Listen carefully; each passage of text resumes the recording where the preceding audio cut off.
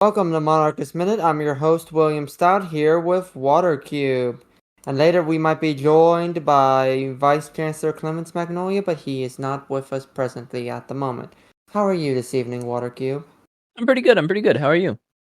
Other than being done with the tail end of a 58-hour work week, I'm splendid.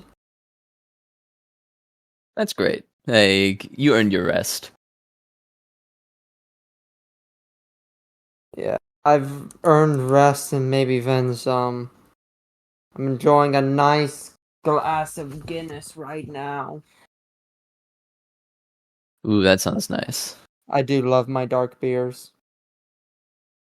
It's never as good from the store, though. Guinness is one of those beers you have to get it on tap in order to properly experience it. Yeah. When you get it in a can, they sell it in tall boy cans. You buy it in packs of 8. They have the weird, I don't know what it's called, a node or like the bead in it that has the nitrogen in it, and that's how they use to create the head. It's really not the same. Yeah, I'm not really a beer guy myself, but the couple times I've tried Guinness,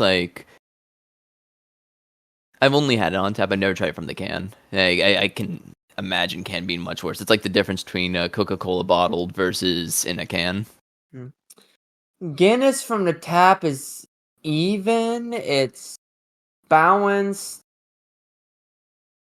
Guinness from a can, since they have to artificially create the head, what you have is a very watery beer with a very light foam on top. It's like, it doesn't have that creamy heaviness that you get from on tap.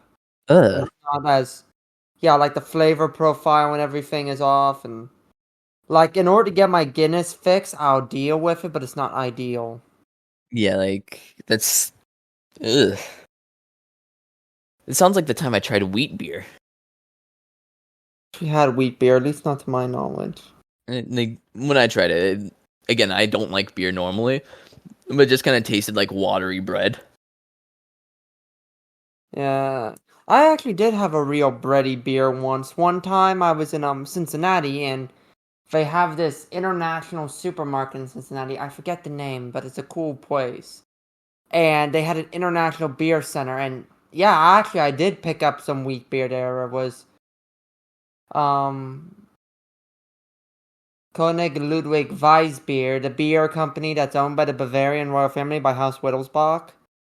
Really Okay. good stuff. Really, really good stuff. Maybe I just haven't had quality wheat beer. Maybe that's just on me. What do you have? I do not recall. I just remember a friend was like, "Hey, do you want to try wheat beer?" And I was like, "Yeah, sure." And I took a can and I drank it later when I got home. And I was like, "Oh, this stuff kind of sucks ass." But I was also like Well, 19 at the time and jonesing for like trying to try some alcohol. So maybe I was not the best well, judge of character back then. wheat beer tends to be sweeter, and therefore I say wheat beer is usually a beer you definitely want to serve cold. So if you tried it when you got home, it may have been too warm by then. Yeah, I think it was like I'm a wine guy either way. I like a sweet red wine. Hell, even a dry red wine. I like Honey my wine. I like my bittersweet. Like I could go for a bottle of Zinfandel. What kind of spirits do you like though? I don't drink a lot of liquor, to be honest. At least not straight, but I've never had brandy. I can't do whiskey because it makes me ill. Like it the aftertaste, like with bourbon and stuff, it'll make me physically ill. I can't do it. I absolutely love rum though. Like my go-to tends to be like whiskey, like Jameson. And here's the thing: I like Jägermeister, but I also like I like having it as a digestif, as intended to be used. It's a good palate cleanser. Well, I'll never go out of my I way to drink a lot of Jägermeister. That sounds satanic. I've never drank Jägermeister, and I refuse to drink Jägermeister on the simple fact that my family has a dangerous history with Jägermeister. It The the be- only oh Okay, sorry. so if I may go on a side tangent. Mhm. So my dad for the longest time was a functioning alcoholic, and I've watched this man drink many of things. I've watched him drink full, like, 24, 30 packs of Natty Light by himself in one sitting and be relatively coherent. The only times I've ever seen that man get blackout drunk is when Jaeger was involved. And for that reason, I refuse to drink Jaeger. Because I know if I'm anything like my father, that is not a path I want to go. Jägermeister flavor-wise is kind of like it's almost like black licorice. Oh, I do like licorice. It's a black licorice with a nice peppermint flavor to it. That's the only way I could really describe it. I think it's the wormwood coming through. Like, you're describing things I like, though. That's the thing. Okay. So why are we talking about alcohol? Also, hi everyone. We're kind of like LARPing as priests on every single diocese podcast I've ever listened to, where they just end up yapping about alcohol and video games. I love local church podcasts. Yeah, that's fair. Yeah. Sorry for taking so long. I was eating dinner. I think you're fine. Right. We were just talking about alcohol. Lovely. Our actual topic for the evening is going to be depictions of monarchy in media, but we haven't gotten to that yet. We have been having like a whole-on conversation in the podcast stage chat about like I Claudius and like Lionheart bringing up how I Claudius, which is a British TV drama that's about the Julio-Claudian dynasty, is technically anti-monarchist, but also it's only anti-monarchist if you listen to Claudius, and that dude stutters. Why would you listen to him? Exactly. I honestly feel bad for Claudius because he sits in between Caligula and Nero, and judging by what I know about Claudius, he was actually a somewhat decent dude and solid emperor. He just had to be sandwiched between, like, two psychopaths. Well, like, I would say Nero's more incompetent than psychopath. Like, Caligula was just psycho. Actually, was Caligula as much of a psycho as, like, we really make him out to be? Like, the I Claudius portrayal of him in, like, the actual media, he's like... He cuts open his sister's stomach, Caligula was the guy who made his horse consul. Nero was the dude who apparently burnt down half of Rome. Well, like, I think with the horse consul thing, I know that's been interpreted just as, like, Caligula flexing over how weak the Senate is to stop him. Where it's like, oh yeah, I can appoint a horse consul, you guys can't do anything anymore. Showing how kowtowed that the Senate and the Republican institutions of Rome have come to the Julio-Claudian dynasty. You know, I want to hear more about his Tiberius. Okay, Tiberius I know was just kind of off it. Like, he was always second fiddle, right? Like, he was not the preferred son. Wasn't it supposed to be Germanicus who succeeded Augustus?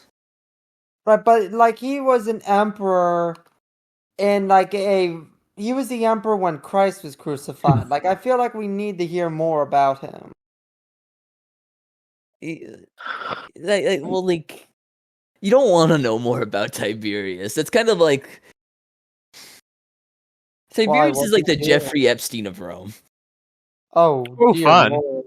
Like, that was like one of the things is he had his own little pleasure palace that you would just invite people up to. And you kind of, like, he ceded all his authority to Serjanus, who just kind of led Rome in his stead. So, yeah, I guess there is a reason why we don't hear about Tiberius more often. Like, Tiberius is just, like, pure anger ascending to power. Daddy issues. More, like, it's daddy issues, but also, like, that second son sort of ethos. And, sorry, I got distracted. My cat started going after a fly that's right in front of me. Good cat. A good cat, yeah. He actually earns his rent. I'm waiting for mine to get the opportunity to earn his. It will happen inevitably this winter. I always get mice in the winter. It's not a matter of if, it's a matter of when. It's not a matter of if, it's a matter of when. Oh, on other monarchy media, though, Fall of Eagles, I haven't completely watched the series. I don't know its messaging, but it does just get the vibes right for a portrayal of, like, a romanticist monarchy. So what is it about? It's about basically it goes from the unification of Germany on to World War One. I know Patrick Stewart plays Lenin in it. That's an interesting choice for Lenin. Stewart is Lenin. Oh, Patrick Stewart also played Serjanus in I Claudius as well. Patrick Stewart's like just kind of a good bad guy. Like I haven't gone to Lenin in Fall of Eagles though. But from what I've seen of it, just like it has beautiful vibes and exploration of monarchical dynamics and the family dynamics there as well. Where it doesn't feel like they're portraying anyone intentionally unfavorably because like, oh, this person is evil because they are a monarch. It's a very honest appraisal of the situations and the kind of the calamity that was the post-Napoleonic period leading up to World War One. Well, while we're talking about these things, what is everyone's opinion on The Crown, the series about Queen Elizabeth and the British monarchy? I've never seen it personally. I haven't like actually seen it, but from what I've heard from my British friends, it's really good. What I've seen of it, it looks good. Like I'd want to watch it sometime. Am I gonna get around to watching it? Probably not. Yeah, I know that. Okay, Lionheart really wants to come up here because he's watched all these shows. All right, let him up. Raise your hand, my friend. I need to open my computer. Okay, we'll wait for you, my friend. I can let him up as soon as he raises his hand. Yeah. Right, but yeah, I don't know if The Crown is necessarily a positive opinion on monarchy, but I think it's trying its best to be an honest opinion. What I think it is it's a very humanizing show where it reminds us that the royals are still people, or at least it tries to. Yeah, I think that's one of the major themes that we're seeing now, especially with historical dramas, though, is a recontextualization and humanization of a lot of the characters that we could either write off as evil in history or as something that, like, oh, they were mistaken for the government they served or whatever, like, or the type of government that they belong to. Which I think is important, and I think it's a very good step we're taking as a society with constructing historical narratives, because far too much of our history is told in the form of storytelling where, we have stories of good guy, bad guy, rather than people being people. Like, I feel like, and especially we have this issue in American history in regards to the American Indian Wars, where, we try to either display the one side as violent conquerors or savages and the other as innocent victims or just hardworking people trying to make their way, when it's much more complicated and nuanced than that. Yeah. I don't know, I might just be rambling. No, you're right. There's just nothing to add to that. When you say an objectively right take, there's not much more you can say than, I agree. Like, yeah, that's something I've always hated by how we as Americans talk about the American Indian Wars. It's like, we can go back and forth about how awful the U.S. government is, but the natives weren't exactly peachy keen either. We're humans at the end of the day. Humans exist in a state of, like, kind of depravity when we put our lives on the line for something. Any war, any conflict, no one's going to be completely virtuous. It's all been a shit show since Eve ate that frickin' apple.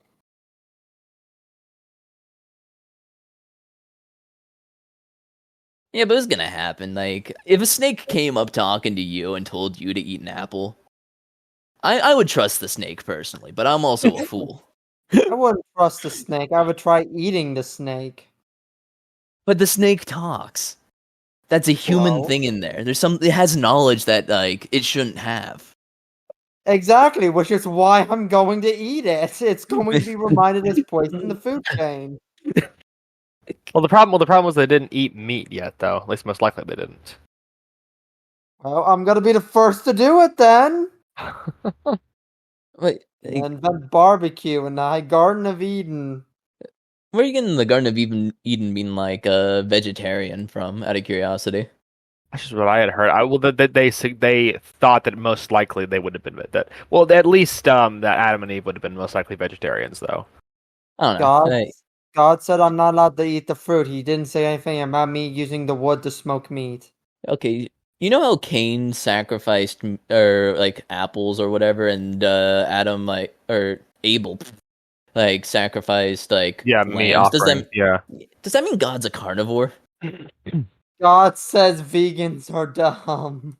The action of sacrifice where that is going to God, that is being offered to God. Does God is that him eating it? He's consuming it technically. No, because of the fact that God does not need food to eat, though. Yeah, but he doesn't need food. But they still took sacrifices to God.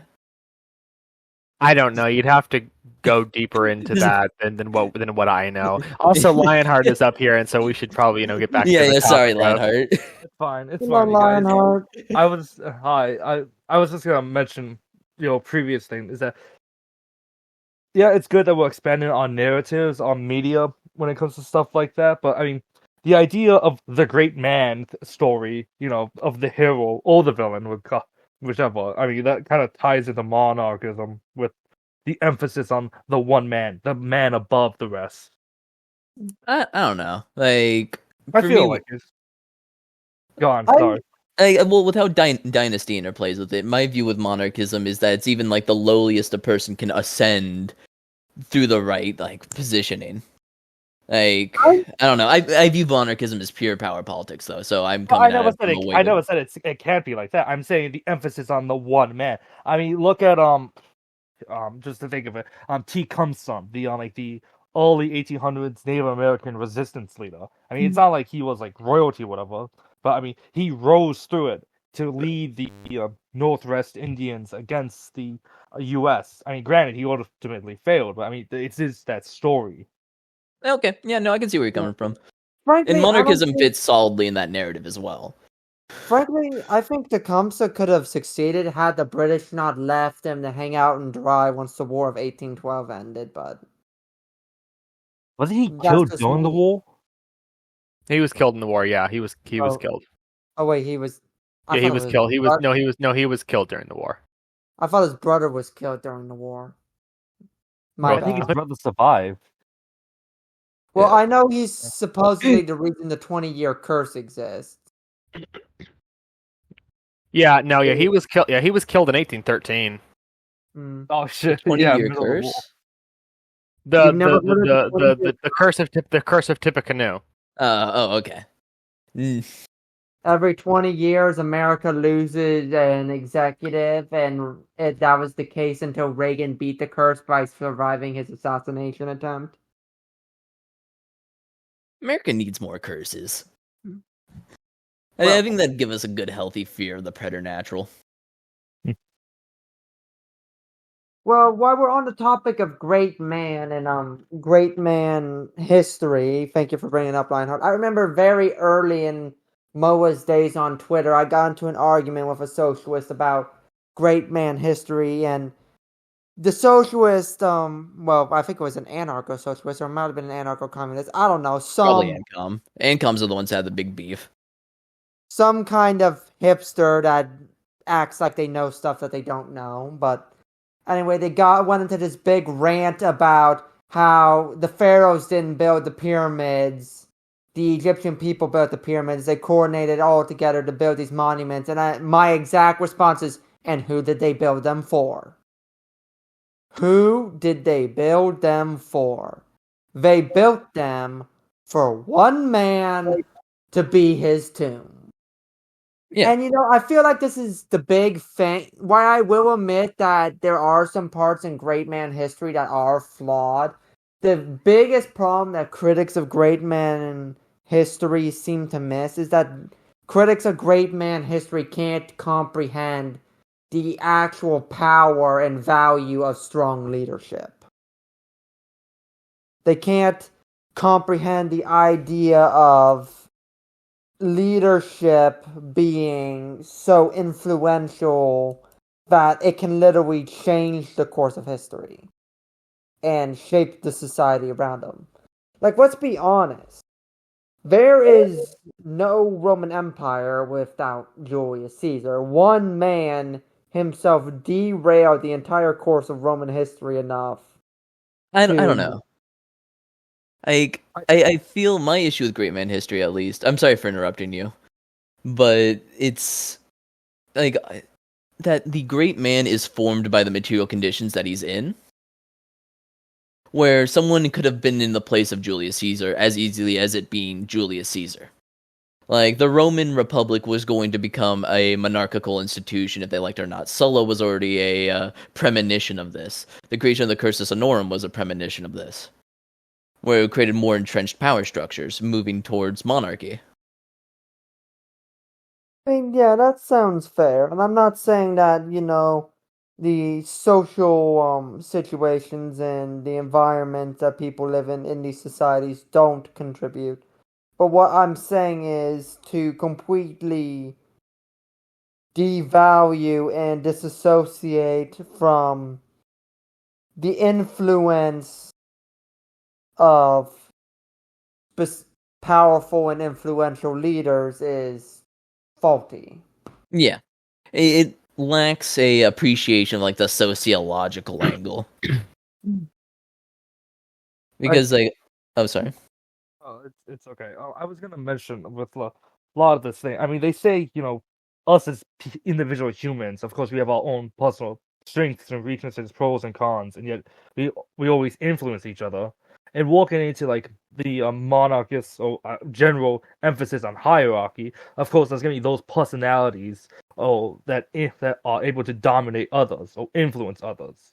And so ultimately, there's always going to be need to be some kind of like leadership hierarchy in which the grand mind, whether like the pharaohs of Egypt, are gonna like command the thousands of builders of all kinds of backgrounds to how to build the pyramid, and the architects to actually like math it out properly.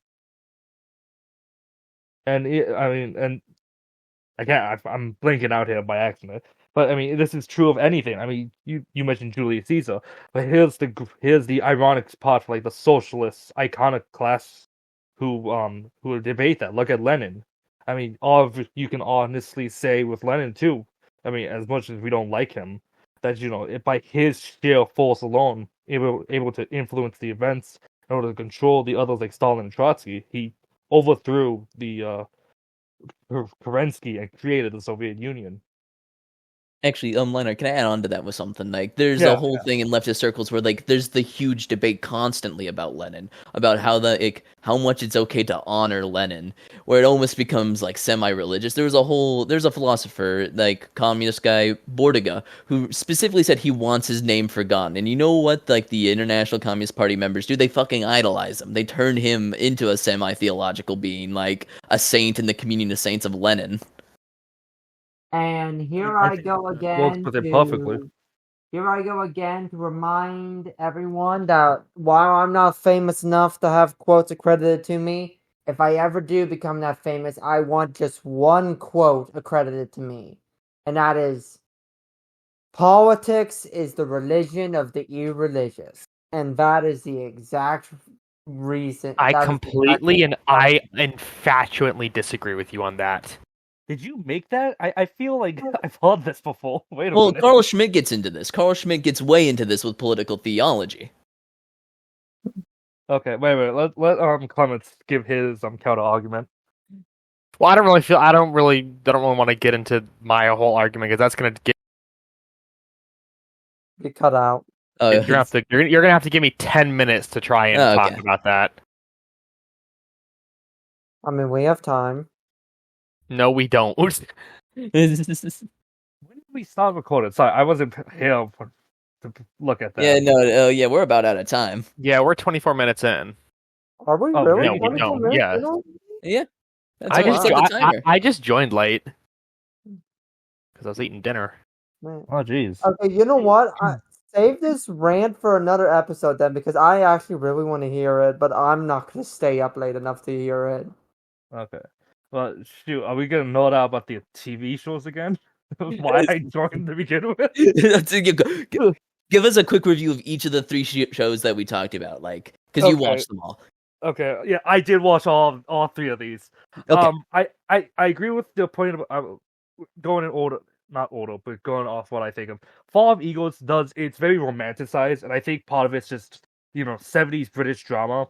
They put like almost a thespian Shakespearean kind of emphasis in everything, from the dialogue to the blocking to the props, and I don't want to say unbiased, because it definitely wasn't. I remember like with how they portrayed Nicholas and Alexandra, it was a direct contrast to the movie of the two released just a few years earlier. That was very romanticized. You guys all know the movie I'm talking about, right? Do you have the title on hand? I am not familiar. I am It's not a literally cinephile. Nicholas and Alexandra, 1971. Okay. That's the one. That's the one with Tom Baker as Rasputin in it. Again, not like the biggest thing, but it's that show. It's kind of it's not necessarily it's not totally objective, but it definitely does hit home on like the with Wilhelm II and Nicholas II. All these two blockheads are really just like leading us into like this awful situation. Not necessarily like the assassination of Franz Ferdinand was like the intentional, but they definitely blundered it every step on the way there and afterwards. The Crown is, I wouldn't necessarily. It's definitely pro the fact that the British monarchy is timeless. It's cool. It's Queen Elizabeth is a cool person enough, but it has flaws. Mm-hmm. Sorry, I'm still just nodding out about all of these. I have personal problems with it. Not necessarily that it relates to monarchism. It focuses a lot on like the Queen's sister, Princess Margaret, and then and Princess Diana too, which you can argue it's feminism or it's just like the lives were cool enough to become stories. I feel like they focus too much on Margaret and Prince Philip after a point they could have just been side characters. And the Diana thing, everyone knows is gonna be like the biggest thing once she enters the picture. She's just gonna dominate afterwards. But it's I don't know. It started off strong with like the drama part, because when it begins in the 50s, it feels like you're in the 50s in a way. But by the end of it, it's so. Does it go through that like usual season 3 rot where like everything becomes kind of disinteresting season 3 because they don't really know where to go with the plot anymore, the drama? Honestly, that's pretty close to it. I mean, the thing is that it's the 6 seasons. Every 2 seasons, they rotate the actors in order to portray aging, and I don't know. Definitely season 3. That's like the mid to late 60s, 70s. It just felt like they didn't know where to go after that point until they got to Diana and Charles. Okay. And then eventually you get to after Diana's death. You get to because it ends with in like the mid 2000s. William and Kate just meet in college, and it's the what is it the Diamond Jubilee, I believe. I don't know. It just feels so like like they don't know what to do with it. Other than the fact that this is the royal family, and their lives of enough to become dramas. And we had argued about it before. Last one about I Claudius is that bro, Nero is in the show maybe 10 minutes at best. I'm on Team Nero because his mom was hot. Okay, I'm sorry. We could argue about that later. Okay, Livia's also pretty hot too, and like that first come on. Are you talking about the grandma? Yeah, I'm talking about the grandma, but I mean the first couple episodes, she's hot. Okay, because she's younger. Okay, but moving beyond that, I cannot see how it's supposed to in one way. I'm not necessarily saying none of these shows are objectively like pro democracy, pro republicanism. But I Claudius is definitely the most guilty one here. When you have Livia, you have Caligula, you have all Sejanus, they're all just like murdering each other for just pure absolute power.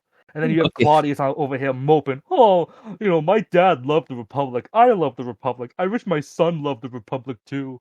And it's like, oh my god. Okay, they have the Nietzschean will while Claudius is a coward. That's how I conceptualized it personally. Oh, Like I viewed Claudius as pathetic throughout most of the show, and it's I just don't think. like, I think for most of the show, especially during especially the big drama things with for example, the Sojanus being found out as being a traitor and stuff. I mean, Claudius is just shoehorned into there. It's like, oh, he's just like he's in the middle of these events. But don't I mean they, the actual man and how he's portrayed in the show are relatively competent, and he was, especially Yeah. compared to Caligula and Nero. Okay, I also love how they like turn up Caligula's insanometer like up to like 20. Oh yeah, John Hart does a pretty good performance in that. Also, Brian Blessed as Augustus. Like, come on. My god! Oh my god! I didn't know what to expect from Augustus just because like we all know like all the like statues of him. It's like he's like permanently 19 years old, but like how he's portrayed, how the actor he was good with that, so Yeah. good. I remember seeing an interview where he said he basically had to think about him as Augustus, as essentially a mob boss. Being two-faced, being, like happy one moment and then ruthless the second. Oh, it was so good. Yeah, I love the scene where he's like interrogating all the senators. Okay, if I may jump in and interject real quick, I want to talk about what I think is the worst example of monarchy in media. Okay. I'm sorry. I have one more thing to add. So I'm so sorry, Real. Having Lenin in The Fall of Eagles, that was probably the worst part. Actually, worse than like what I've complained about I Claudius. So me thinking that's the worst anti-monarch is one of them all. There was no reason for them to have had Patrick Stewart as Lenin. Lenin to begin with. I think Stewart was pretty good, honestly. But like, why would you have Lenin in it? Because he's not central to it. He's not the one who pulled the trigger and shot Tsar Nicholas. Why is he in there? He's in there to force his agenda, where it's like the monarchs are so like disconnected and absolute. It's time for the working class to rise up. Even though this is disattached. This is undetached from it and shit. Yeah, but also in the context of the Cold War when the like TV show was made.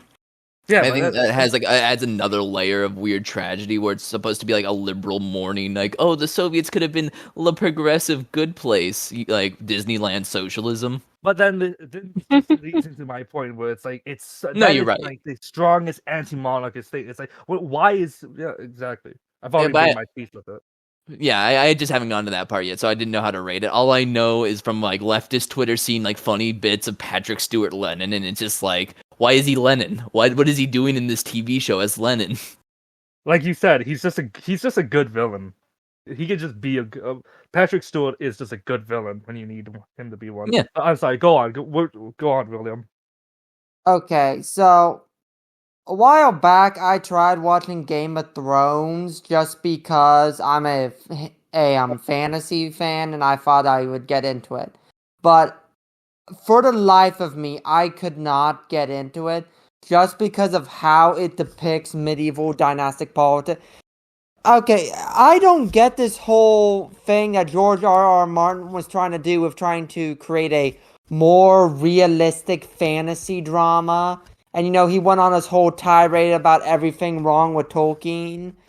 But then I watched Game of Thrones, and I'm sitting here thinking to myself, it's like, this man completely ignored anything about, like, medieval mentality and, like, the cultural ethos of the time period.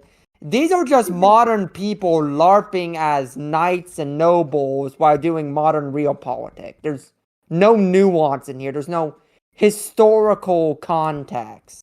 I think that's my personal like gripe with fantasy like that. Like I mean, obviously, I Claudius is like super like a fantasy, especially with the depiction of Livia as like just a family murderer, just murdering half the dynasty. I think with Game of Thrones is that it tries to put in. It relates politics as in the now in order to be like contemporary. but it's also hawking on so many stereotypes and so much like the strict general things about fantasy and stereotypes of medieval stuff. Right. And I made And this comment to one of my friends who went to school for acting and is very big in like media and stuff. And I explained the problem with Game of Thrones is that it's modern people trying to depict medieval times and medieval politics through a modern lens and saying it's more accurate. There's no relativity to it. Will, have you read For the sure. books out of curiosity? Because I've heard that there's like major differences in how the characters actually carry themselves and relate to the culture in the books versus in the TV show, which I think, like most of the monarchist media that we'll see right now that has to deal with like power politics is going to be infected by the predominance of like gangsters being used in that sort of drama. Like, I can watch Game of Thrones and it'll be like a 1-to-1 to Godfathers of Harlem, but then when I read about what's in the books, it doesn't seem as 1-to-1 with how conniving everyone is and how realpolitik they are. True, I haven't read the books. Granted, Mr. Martin hasn't bothered to finish writing them. And he never will. He never will. But he never did. I mean, that is one thing that he'll never be able to say to Tolkien. Tolkien wrote his entire universe into existence and then wrote books into his universe, and only death itself stopped him from continuing. What is Martin's excuse? I think when Martin dies, we will find like his Silmarillion, and everything will make sense. Is it Silmarillion? How do you pronounce that one? Silmarillion. Silmarillion. Yeah, I'm not Tolkien head. I don't know. Oh, I just remember that. Sorry, I keep forgetting that thing. With the crown, with politics, is that every fucking. I'm sorry, I keep throwing. It's. I just don't think you should point to that one as like good for monarchism, especially just because it does showcase just the decline of like of royal power, especially in relationship to the prime ministers. You know, you have. Churchill is pretty strong to begin with, which kind of shows like the close relationship between the two. They're almost equal footing, but you keep going on, and it just the relationship just gets worse. Eden invades Egypt. Macmillan gives up the empire. Wilson adopts all these socialist policies. Thatcher reverses said policies, and then oh shoot, what's his face? Blair? But yes, thank you. Tony Blair. He just ultimately he's presented as ultimately like the British president. The ultimate rival to the Queen's power at the end of the show. And we still live with the consequences of Tony Blair to this day, and it's just been disastrous for the British public. Also for the too, because his decision to implement the more devolution kind of has been killing the union too. That was so. They should have federalized if they were going to make any changes and like that's that. the thing I don't get. The idea of having separate national parliaments that are equal is just stupid. It is what it is. 110% is just an appeasement of nationalists, and it's literally the Austro-Hungarian Compromise at that point. Right, and the problem is, it's not actually doing anything to stop the nationalists. It's emboldening them because now the nationalists can sit there and say, okay, we have our own parliament, we make our own laws. Why do we need to report to London? Literally the Oscar. Are the nationalists even a movement? Like the Scottish nationalists and the Welsh? Like, are they even a thing? The Welsh have always been a weak movement due to the fact of just it's the Welsh. Yeah, the SNP has been slowly sort of caving in on itself just due to the fact as soon as Nicola Sturgeon fumbled, and then afterwards they then had a man who complained about there were too many white people in Scotland. Wow, shocker, dude. And then they have a new guy in charge who kind of just doesn't have any charisma at all that Nicola had. And then also one of their main leaders, Alexander Salmond, he just passed away too. The problem with the SMP is that it's I hate to word it like this, but it's 110% Braveheart LARP. That's what it is. If it were not for a movie made by what's his face? Mel Gibson. Mel Gibson, then it wouldn't be a thing. And as the younger generations wake up and realize that the SMP is not competent and that Scotland is not solvent as an independent nation, they're going to avoid Scottish independence. You just have Because, to like ignore yeah, it. I just want to bring up the Welsh independence movement for a bit because the Free Welsh Army has some really funny looking LARP like parades. the entire idea, there was never even a unified Welsh state in history. They came close, but they never owned the southern half. Like they look like just like weird fascists. Like what were they cooking in the 60s in Wales? Well, What were they doing? And this is going to be the part where I bring up the fact that the IRA part of the IRA actually sided with the Nazis during World War II, and that's why Ireland was a neutral nation during World War II. You had to pay back the Germans for helping them out in World War One somehow. Trust. But they didn't know. The shipment never arrived. The spirit was there. So I know, true. but So true. but It it's was just- thoughts and prayers from Germany, and that was enough. But it's just like, you hear people who associate with the IRA today talk about fighting for the oppressed people, and I see people bringing up on Twitter. It's like, yeah, fighting for the oppressed people, fighting against genocide. Gee, what was Ireland doing during the Second World War? Yeah, okay, that's though implying that anyone got involved in World War II for moral reasons, though. Like everyone was out there for themselves in World War II. I mean, there were no. Hang on a moment. There were plenty of people that got involved in World War II for more reasons. FDR had to drag the United States kicking and screaming into World War II. Okay, wait a minute. Are you talking about just countries or just like groups or individuals? Like, what's Countries. your like? Okay, then I cannot. Okay, if we're disagree. talking about, if we're considering countries as their own entities, then yes. Yeah. But we can't consider countries as their own entities because that's the same stupid logic about how like the courts consider corporations their own persons. We cannot consider entities that are made up of groups of people to be individuals in themselves. We have to consider them as a collective of individuals. But, Will, have you considered that the parts of the body make up one whole body, a corporative state, if you will? Have you considered that just because the parts of the body make up a whole body doesn't mean that these parts aren't individuals with their own agendas that don't necessarily... Okay, so I'm just a real corporatist chud, I'll have you know. What I'm just saying is a matter of it's kind of like a matter of correlation versus causation. Just because all the different agendas correlate together into something that seems like one will does not mean it's in fact one will. Well, here's a funny counter argument, just because. So think about the body. Think about how all the organs need blood in order to live, in order to operate. So think about like the national body, how it needs money to operate. And how everyone needs cash. That is true, though. It's big facts, brother.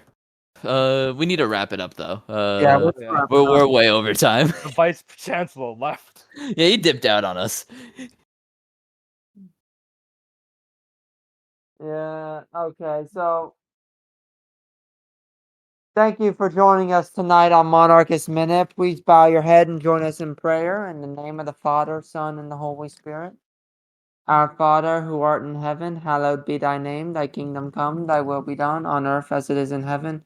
Give us this day our daily bread, and forgive us of our trespasses as we forgive those who trespass against us. And lead us not into temptation, but deliver us from evil. For thine is the kingdom, the power, and the glory forever. Amen. Thank you for joining us on Monarchist Minute. We hope to see you next time. Subscribe to us, like and comment if you're watching this on YouTube. If you're watching this on Spotify, subscribe to us there. Follow us on social media. Email us if you want to communicate with us and get involved with the cause, or join us on Discord. Until next time, may God bless you, and may God bless the United States of America. Thank you, and good night.